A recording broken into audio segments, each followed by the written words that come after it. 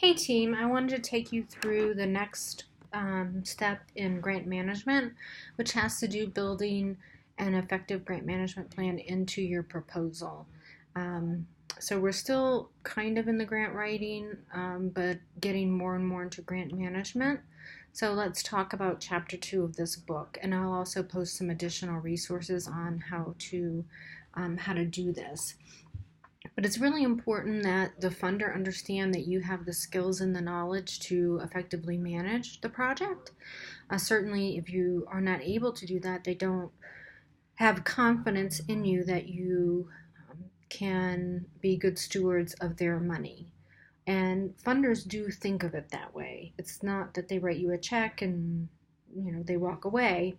It's my money and I'm giving it to you for a specific purpose, and you need to be able to be smart about that. You need to make sure that nothing illegal happens with the money, so on and so forth.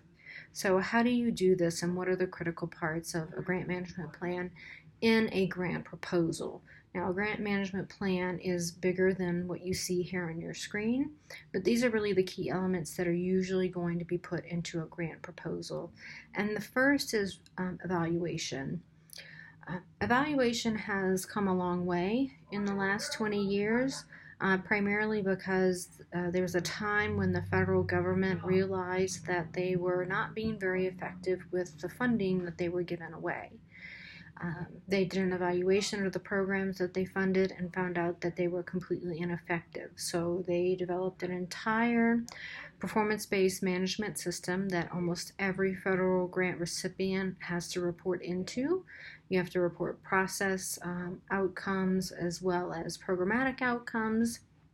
And this is data that typically gets entered every month. Understandably, the nonprofit sector, the private sector, the corporate sector followed suit because, again, if you think of your own budget, you want to make sure that your dollars are going towards the best things possible and being used efficiently and effectively. So the methods and the evaluation plan are going to be a huge part of the overall management of the project. How are you going to know that this worked? How are you going to know that you spent the money in an effective and efficient manner?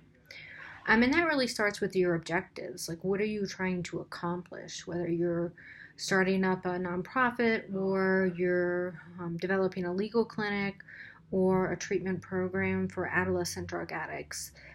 What specifically are you hoping to accomplish? And I have SMART here in parentheses simply because they have to be, the objectives themselves have to be specific, measurable, attainable, relevant, and time bound. You can't just say, well, we'd really like to help those crack addicted, 13-year-olds. That's not really an objective or a goal. It needs to be much more specific. So the program will serve children ages 10 to 13. It will serve them for a period of 12 months. During that time, they will receive X, Y, and Z. And we know that those things are related to drug addiction by the evidence of previous studies and previous programs. And, we will measure those outcomes using these particular instruments. So that is a SMART objective. The other key part of a grant management plan that goes into a grant proposal is personnel. I will tell you that most funders have a preference to see 100% FTE. FTE simply means a full-time equivalent. What they don't like to see in the budget would be someone who works on the project for 5% of the time. One of the things we haven't talked about and we're not going to talk about today is F&A, and that is any kind of overhead. And usually that's where you put your 5% people or your 10%. They kind of get lumped into this one group or one budget line item that's called F&A. But other than that, your project manager, anyone who's providing any treatment services, your financial folks, whoever you might have on your team for personnel, they want to see that those people are working 100% on this particular project. That's not always possible depending on the size, but that is the preference. And finally is the budget.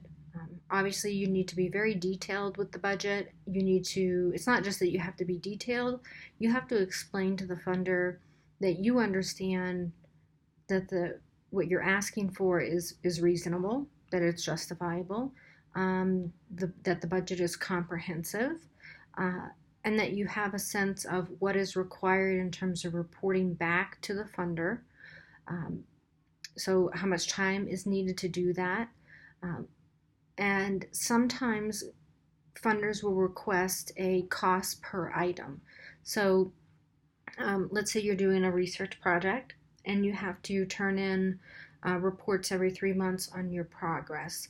So you would actually attach a dollar amount to each one of those reports. So you might say, well, it's going to cost us $3,000 to give you report number 1 and $4,000 for number 2, and the final one is $15,000. So sometimes they ask for that kind of breakdown. There are all kinds of budgets. Some people just want to know a bottom line. How much money do you want? Other people generally break it down into a minimum of personnel, travel, equipment, supplies. Any kind of building or construction is typically not allowed, but if it is, it's a category in there. F&A, which we talked about, which is just the kind of cost of doing business. And then match. So I can put in an example budget for you all so you can see what it looks like. It's not particularly relevant for grant management. It's much more important for grant writing to be able to develop your own budget and understand what it is that you're asking for and how you have to keep the funder informed. So thanks a bunch. This was chapter 2. This is how you build grant management into your proposal.